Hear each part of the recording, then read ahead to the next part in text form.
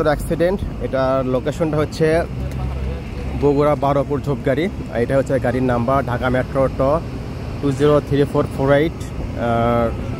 এটা হচ্ছে ঝোপগাড়ির যে এটা আছে বানু ফিলিং স্টেশন তার একদম সামনেই, আর যে নাহার সিএনজি আছে তার পাশেই। এই যে গাড়ির চ্যাসিস নাম্বার, ইঞ্জিন নাম্বার। আর এখানে যেটা শুনলাম,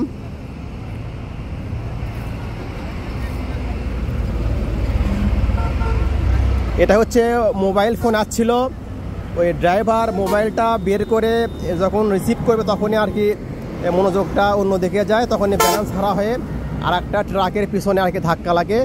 তবে মোটামুটি এই ট্রাকে যারা ছিল তারা গুরুতর আহত, একজন অবস্থা নাকি আশঙ্কাজনক, এমনটাই শুনলাম স্থানীয়দের কাছ থেকে।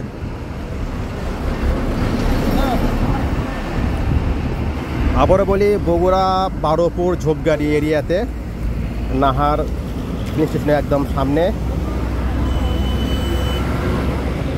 এইটা।